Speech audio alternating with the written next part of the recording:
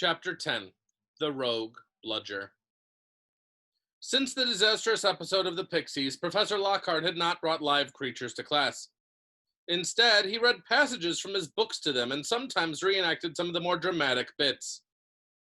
He usually picked Harry to help him with these reconstructions. So far, Harry had been forced to play a simple Transylvanian villager whom Lockhart had cured of a babbling curse, a yeti with a head cold, and a vampire who had been unable to eat anything except lettuce since Lockhart had dealt with him.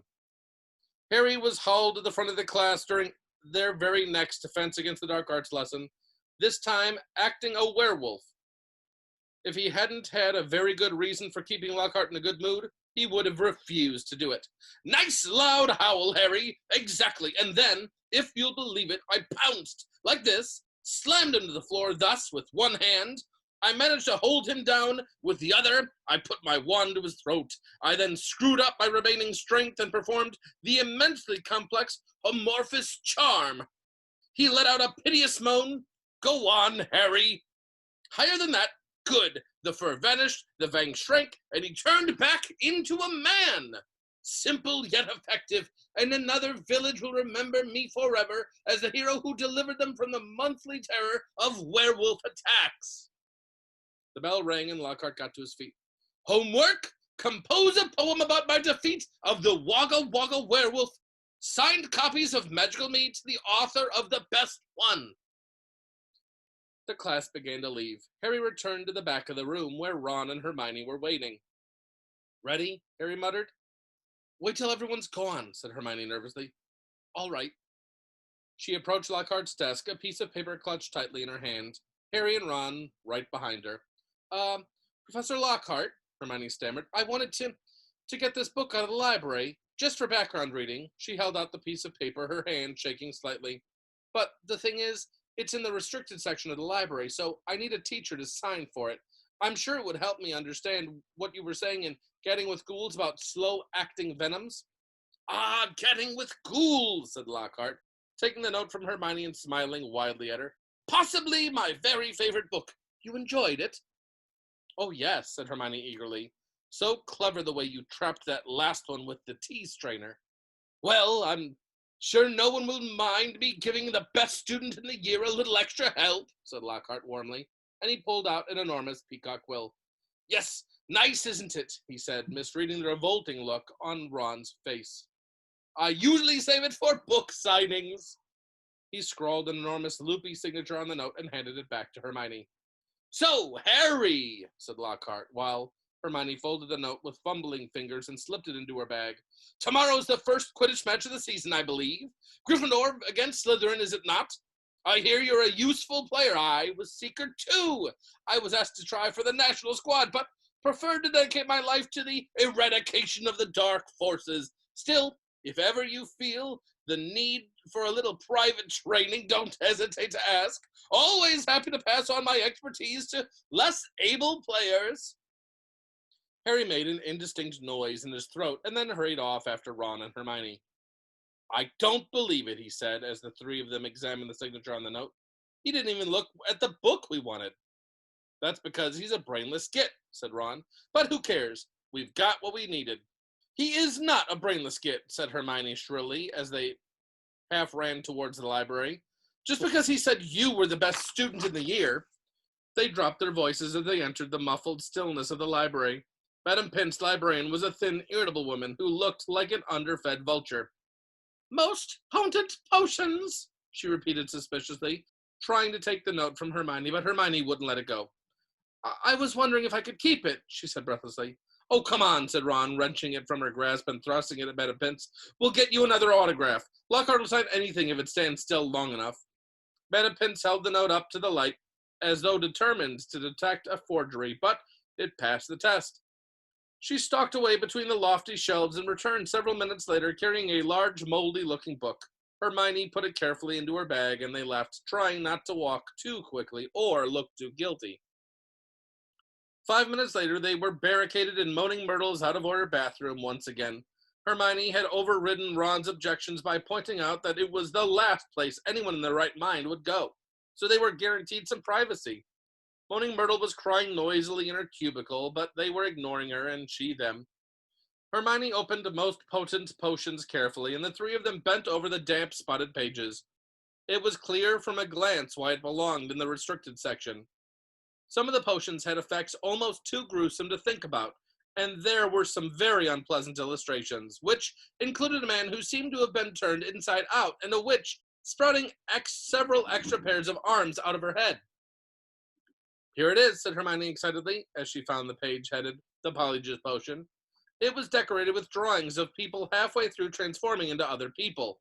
Harry sincerely hoped the artist had imagined the looks of intense pain on their faces. "This is the most complicated potion I've ever seen," said Hermione as they scanned the recipe. "Lacewing flies, leeches, fluxweed, and knotgrass," she murmured, running her finger down the list of ingredients. "Well, they're easy enough. They're in the student store cupboard. We can help ourselves. Ooh, look, powdered horn of a bicorn. Don't know where we're going to get that. Shredded skin of a boomslang? That'll be tricky too. And of course, a bit of whoever we need to change into." "Excuse me," said Ron sharply. "What do you mean, a bit of whoever we're changing into? I'm drinking nothing with crab's toenails in it." Hermione continued as though she hadn't heard him. "We don't have to worry about that yet, though, because we add those bits last." Ron turned speechless to Harry, who had another worry. "Do you realize how much we're going to have to steal, Hermione? Shredded skin of a boomslang? That's definitely not in the student store cupboard. What are we going to do, break into Snape's private stores? I don't know if this is a good idea." Hermione shut the book with a snap. "Well, if you two are going to chicken out, fine," she said. There were bright pink patches on her cheeks, and her eyes were brighter than usual. "I don't want to break rules, you know. I think threatening Muggleborns is far worse than brewing up a difficult potion. But if you don't want to find out if it's Malfoy, I'll go straight to Madam Pince now and hand back the book." "I never thought I'd see the day when you'd be persuading us to break rules," said Ron. "All right, we'll do it. But not toenails, okay? How long will it take to make, anyway?" said Harry, as Hermione, looking happier, opened the book again. "Well, as the fluxweed has got to be picked at the full moon, and the lacewings have got to be stewed for 21 days, I'd say it'd be ready in about a month, if we can get all the ingredients." "A month?" said Ron. "Malfoy could have attacked half the Muggleborns in the school by then." But Hermione's eyes narrowed dangerously again, and he added swiftly, "But it's the best plan we've got, so full steam ahead, I say." However, while Hermione was checking that the coast was clear for them to leave the bathroom, Ron muttered to Harry, "It'll be a lot less hassle if you could just knock Malfoy off his broom tomorrow." Harry woke early on Saturday morning and lay for a while thinking about the coming Quidditch match. He was nervous, mainly at the thought of what Wood would say if Gryffindor lost, but also at the idea of facing a team mounted on the fastest racing brooms gold could buy. He had never wanted to beat Slytherin so badly. After half an hour of lying there with his insides churning, he got up, dressed, and went down to breakfast early, where he found the rest of the Gryffindor team huddled at the long, empty table, all looking uptight and not speaking much. As 11 o'clock approached, the whole school started making its way down to the Quidditch Stadium. It was a muggy sort of day with a hint of thunder in the air. Ron and Hermione came hurrying over to wish Harry good luck as he entered the changing rooms. The team pulled on their scarlet Gryffindor robes, then sat down to listen to Wood's usual pre-match pep talk. "Slytherin have got better brooms than us," he began. "No point denying it, but we've got better people on our brooms. We've trained harder than they have. We've been flying in all weathers." "Too true," muttered George Weasley. "I haven't been properly dry since August. And we're going to make them rue the day they let that little bit of slime Malfoy buy his way onto their team." Chest heaving with emotion, Wood turned to Harry. "It'll be down to you, Harry, to show them that a seeker has to have something more than a rich father. Get to that snitch before Malfoy or die trying. Harry, because we've got to win today. We've got to." "So, no pressure, Harry," said Fred, winking at him. As they walked out onto the pitch, a roar of noise greeted them, mainly cheers, because Ravenclaw and Hufflepuff were anxious to see Slytherin beaten. But the Slytherins in the crowd made their boos and hisses heard too. Madam Hooch, the Quidditch teacher, asked Flint and Wood to shake hands, which they did, giving each other threatening stares and gripping rather harder than was necessary. "On my whistle," said Madam Hooch. 3, 2, 1. With a roar from the crowd to speed them upwards, the 14 players rose towards the leaden sky. Harry flew higher than any of them, squinting around for the snitch. All right there, Scarhead, yelled Malfoy, shooting underneath him as though to show off the speed of his broom. Harry had no time to reply. At that very moment, a heavy black bludger came pelting towards him. He avoided it so narrowly that he felt it ruffle his hair as it passed. Close one, Harry, said George, streaking past him with his club in his hand, ready to knock the bludger back towards the Slytherin. Harry saw George give the bludger a powerful whack in the direction of Adrian Pusey, but the bludger changed direction in midair and shot straight for Harry again. Harry dropped quickly to avoid it, and George managed to hit it towards Malfoy. Once again, the bludger swerved like a boomerang and shot at Harry's head. Harry put on a burst of speed and zoomed towards the other end of the pitch. He could hear the bludger whistling along behind him. What was going on? Bludgers never concentrated on one player like this. It was their job to try to unseat as many people as possible. Fred Weasley was waiting for the bludger at the other end. Harry ducked as Fred swung at the bludger with all of his might. The bludger was knocked off course. That's done it, Fred yelled happily, but he was wrong. As though it was magnetically attracted towards Harry, the bludger pelted after him once more, and Harry was forced to fly off at full speed. It had started to rain. Harry felt heavy drops fall onto his face, splattering onto his glasses. He didn't have a clue what was going on in the rest of the game until he heard Lee Jordan, who was commenting, say, "Slytherin lead, 60 points to 0. The Slytherin's superior brooms were clearly doing their jobs, and meanwhile the mad bludger was doing all it could to knock Harry out of the air. Fred and George were now flying so close to him on either side that Harry could see nothing at all except their flailing arms, and had no chance to look for the snitch, let alone catch it. Someone's tampered with this bludger, Fred grunted, swinging his bat with all his might as it launched a new attack on Harry. We need time out, said George, trying to signal to Wood and stop the bludger breaking Harry's nose at the same time. Wood had obviously got the message. Madam Hooch's whistle rang out, and Harry, Fred, and George dived for the ground, still trying to avoid the mad bludger. What's going on? Said Wood as the Gryffindor team huddled together, while Slytherins in the crowd jeered. We're being flattened. Fred, George, where were you when that bludger stopped Angelina scoring? We were 20 feet above her, stopping the bludger murdering Harry, Oliver, said George angrily. Someone's fixed it. It won't leave Harry alone. It hasn't gone for anyone else all game. The Slytherins must have done something to it. But the bludgers have been locked in Madam Hooch's office since our last practice, and there was nothing wrong with them then, said Wood anxiously. Madam Hooch was walking towards them over her shoulder. Harry could see the Slytherin team jeering and pointing in his direction. Listen, said Harry, as she came nearer and nearer.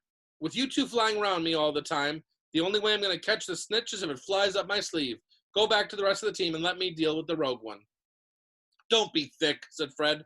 It'll take your head off. Wood was looking from Harry to the Weasleys. Oliver, this is mad, said Alicia Spinnet angrily. You can't let Harry deal with that thing on his own. Let's ask for an inquiry. If we stop now, we'll have to forfeit the match, said Harry. And we're not losing to Slytherin just because of a mad bludger. Come on, Oliver. Tell them to leave me alone. This is all your fault, George said angrily to Wood. Get the snitch or die trying. What a stupid thing to tell him. Madam Hooch had joined them. Ready to resume play? She asked Wood. Wood looked at the determined look on Harry's face. All right, he said. Fred, George, you heard Harry. Leave him alone and let him deal with the bludger on his own. The rain was falling more heavily now on Madam Hooch's whistle. Harry kicked hard into the air and heard the telltale whoosh of the bludger behind him.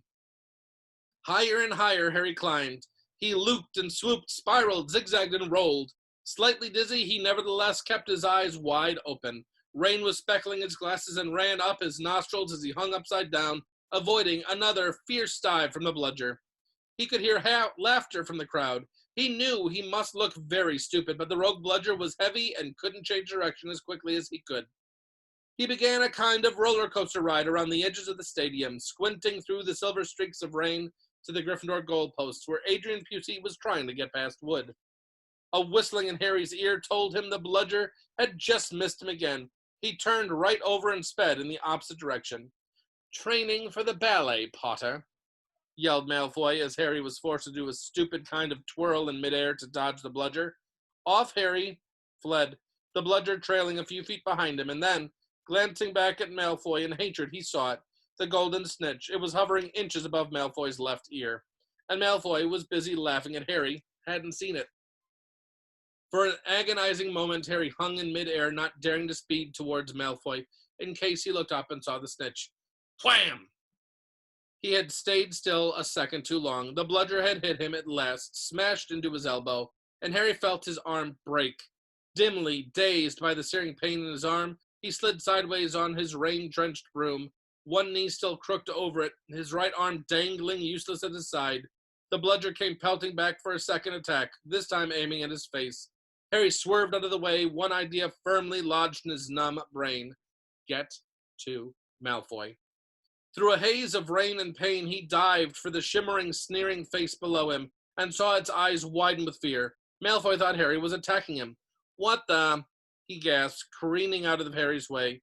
Harry took his remaining hand off of his broom and made a wild snatch. He felt his fingers close on the cold snitch, but was now only gripping the broom with his legs. And there was a yell from the crowd below as he headed straight for the ground, trying hard not to pass out. With a splattering thud, he hit the mud and rolled off of his broom. His arm was hanging at a very strange angle. Riddled with pain, he heard as though from a distance a good deal of whistling and shouting. He focused on the snitch clutched in his good hand. Aha, he said vaguely, we've won. And he fainted. He came round, rain falling on his face, still lying on the pitch, with someone leaning over him. He saw a glitter of teeth. Oh no, not you, he moaned. Doesn't know what he's saying, said Lockhart loudly to the anxious crowd of Gryffindors pressing around them. Not to worry, Harry. I'm about to fix your arm. No, said Harry. I'll keep it like this, thanks. He tried to sit up, but the pain was terrible. He heard a familiar clicking noise nearby. I don't want a photo of this, Colin, he said loudly. Lie back, Harry, said Lockhart soothingly. It's a simple charm. I've used it countless times. Why can't I just go to the hospital wing? Said Harry through clenched teeth. He should, really, Professor, said a Muddy Wood, who couldn't help grinning even though his seeker was injured. Great capture, Harry. Really spectacular. Your best yet, I'd say. Through the thicket of legs around him, Harry spotted Fred and George Weasley wrestling the rogue bludger into a box. It was still putting up a terrific fight. Stand back, said Lockhart, who was rolling up his jade green sleeves. No, don't, said Harry weakly, but Lockhart was twirling his wand and a second later had directed it straight at Harry's arm. A strange and unpleasant sensation started at Harry's shoulder and spread all the way down to his fingertips. It felt as though his arm was being deflated. He didn't dare look at what was happening. He had shut his eyes, his face turned away from his arm, but his worst fears were realized as the people around him gasped, and Colin Creevey began clicking away madly. His arm didn't hurt anymore, but nor did it feel remotely like an arm. Ah, said Lockhart. Yes, well, that can sometimes happen, but the point is the bones are no longer broken. That's the thing to bear in mind. So, Harry, just toddle up to the hospital wing. Ah, Mr. Weasley, Miss Granger, would you escort him? And Madame Pomfrey will be able to, tidy you up a bit. As Harry got to his feet, he felt strangely lopsided. Taking a deep breath, he looked down at his right side. What he saw nearly made him pass out again. Poking out the end of his robes was what looked like a thick, flesh-colored rubber glove. He tried to move his fingers. Nothing happened. Lockhart hadn't mended Harry's bones. He had removed them. Madame Pomfrey wasn't pleased at all. You should have come straight up to me, she raged, holding up the sad, limp remainder of what, half an hour before, had been a working arm. I can mend bones in a second, but growing them back? You will be able to, won't you? Said Harry desperately. I'll be able to, certainly, but it will be painful, said Madame Pomfrey grimly, throwing Harry a pair of pajamas. You'll have to stay the night. Hermione waited outside the curtain drawn around Harry's bed while Ron helped him into his pajamas. It took a while to stuff the rubbery, boneless arm into a sleeve. How can you stick up for Lockhart now, Hermione, eh? Ron called through the curtain as he pulled Harry's limp fingers through the cuff. If Harry had wanted deboning, he would have asked. Anyone can make a mistake, said Hermione. And it doesn't hurt anymore, does it, Harry? No, said Harry, but it doesn't do anything else either. As he swung himself into the bed, his arm flapped pointlessly. Hermione and Madame Pomfrey came around the curtain. Madame Pomfrey was holding a large bottle of something labeled Skelegro. You're in for a rough night, she said, pouring out a steaming beakerful and handing it to him. Regrowing bones is a nasty business. So was taking the Skelegro. It burned Harry's mouth and throat as it went down, making him cough and splutter. Still tutting about dangerous sports and inept teachers, Madame Pomfrey retreated, leaving Ron and Hermione to help Harry gulp down some water. We won, though, said Ron, a grin breaking across his face. That was some catch you made. Malfoy's face, he looked ready to kill. I want to know how he fixed that bludger, said Hermione darkly. We can add that to the list of questions we'll ask him when we've taken the polyjuice potion, said Harry, sinking back onto his pillows.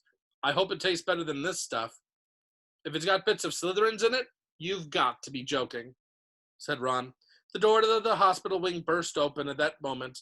Filthy and soaking wet, the rest of the Gryffindor team had arrived to see Harry. Unbelievable flying, Harry, said George. I've just seen Marcus Flint yelling at Malfoy, something about having the snitch on top of his head and not noticing. Malfoy didn't seem too happy.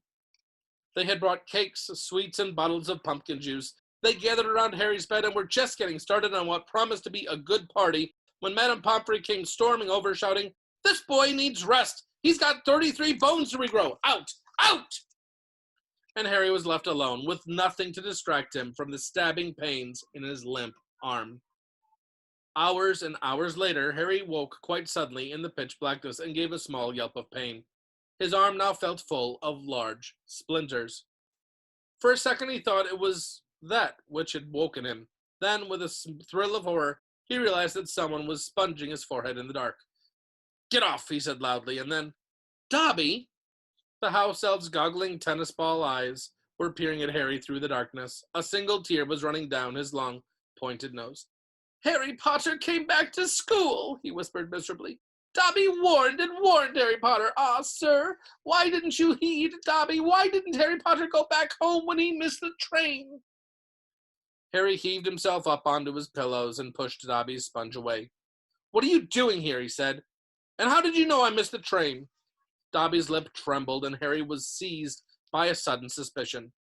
It was you, he added slowly. You stopped the barrier letting us through.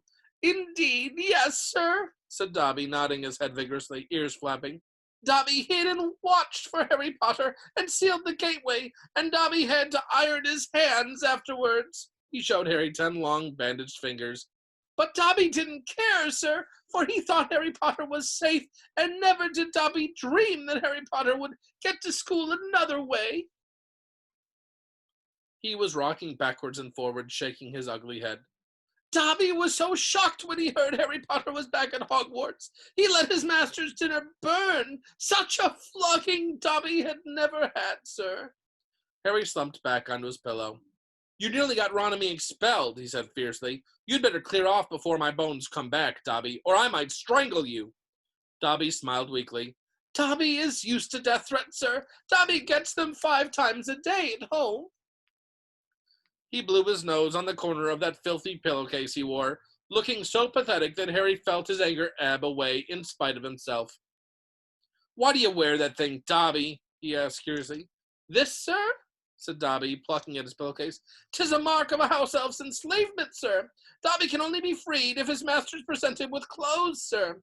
The family is careful not to pass Dobby even a sock, sir, for then he would be free to leave their house forever. Dobby mopped his bulging eyes and said suddenly, Harry Potter must go home. Dobby thought his bludger would be enough to make... Your bludger, said Harry, anger rising once more. What do you mean, your bludger? You made that bludger try to kill me. Not kill you, sir, never kill you, said Dobby, shocked. Dobby wants to save Harry Potter's life. Better sent home grievously injured than remain here, sir. Dobby only wanted Harry Potter hurt enough to be sent home. Oh, is that all? Said Harry angrily. I don't suppose you're going to tell me why you wanted me sent home in pieces. If Harry Potter only knew, Dobby groaned, more tears dripping onto his ragged pillowcase. If he knew what he means to us, to the lowly, the enslaved, us dregs of the magical world. Dobby remembers how it was when he who must not be named was at the height of his powers, sir. We house elves were treated like vermin, sir, of course. Dobby is still treated like that, sir, he admitted, drying his face on the pillowcase. But mostly, sir, life has improved for my kind since you triumphed over he who must not be named. Harry Potter survived and the Dark Lord's power was broken, and it was a new dawn, sir, and Harry Potter shone like a beacon of hope for those of us who thought the dark days would never end, sir. And now, at Hogwarts, terrible things are to happen, are perhaps happening already, and Dobby cannot let Harry Potter stay here now that history is to repeat itself, now that the Chamber of Secrets is open once more. Dobby froze, horror-struck, then grabbed Harry's water jug from his bedside table and cracked it over his own head. Toppling out of sight a second later, he crawled back onto the bed, cross-eyed, muttering, "Bad Dobby! Very bad Dobby!"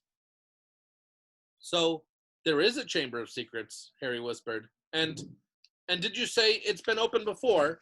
Tell me, Dobby." He seized the elf's bony wrist as Dobby's hand inched towards the water jug. "But I'm not Muggle-born. How can I be in danger of the chamber?" "Ah, sir, ask no more of poor Dobby," stammered the elf, his huge eyes in the dark. "Dark deeds are planned in this place, but Harry Potter must not be here when they happen. Go home, Harry Potter, go home. Harry Potter must not meddle in this, sir. 'Tis too dangerous." "Who is it, Dobby?" Harry said, keeping a firm hold on Dobby's wrist to stop him hitting himself with the water jug again. "Who's opened it? Who opened it last time?" "Dobby can't, sir. Dobby can't. Dobby mustn't tell," squealed the elf. "Go home, Harry Potter, go home." "I'm not going anywhere," said Harry, fiercely. "One of my best friends is Muggle-born. She'll be the first in line if the chamber really has been opened." "Harry Potter risks his own life for his friends," moaned Dobby in a kind of miserable ecstasy. "So noble, so valiant, but he must save himself, he must. Harry Potter must not." Dobby suddenly froze, his bat ears quivering. Harry heard it too. There were footsteps coming down the passageway outside. "Dobby must go," breathed the elf, terrified that it was a loud crack, and Harry's fist was suddenly clenched on thin air. He slumped back into bed, his eyes on the dark doorway to the hospital wing as the footsteps drew nearer. Next moment, Dumbledore was backing into the dormitory wearing a long, woolly dress and gown and a nightcap. He was carrying one end of what looked like a statue. Professor McGonagall appeared a second later carrying its feet. Together they heaved it onto a bed. "Get Madame Pomfrey," whispered Dumbledore, and Professor McGonagall hurried past the end of Harry's bed out of sight. Harry lay quite still, pretending to be asleep. He heard urgent voices, and then Professor McGonagall swept back into view, closely followed by Madame Pomfrey, who was pulling a cardigan on over her nightdress. He heard a sharp intake of breath. "What happened?" Madame Pomfrey whispered to Dumbledore, bending over the statue on the bed. "Another attack," said Dumbledore. "Minerva found him on the stairs." "There was a bunch of grapes next to him," said Professor McGonagall. "We think he was trying to sneak up here to visit Potter." Harry's stomach gave a horrible lurch. Slowly and carefully, he raised himself a few inches so he could look at the statue on the bed. A ray of moonlight lay across its staring face. It was Colin Creevey. His eyes were wide and his hands were stuck out in front of him, holding his camera. "Petrified?" whispered Madame Pomfrey. "Yes," said Professor McGonagall, "but I shudder to think, if Albus hadn't been on his way downstairs for hot chocolate, who knows what might have—" The three of them stared down at Colin. Then Dumbledore leaned forward and prized the camera from Colin's rigid grip.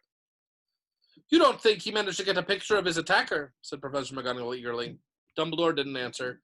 He prized open the back of the camera. "Good gracious," said Madame Pomfrey. A jet of steam had hissed out of the camera. Harry, 3 beds away, caught the smell of burnt plastic. "Melted?" said Madame Pomfrey wonderingly. "All melted." "What does this mean, Albus?" Professor McGonagall asked urgently.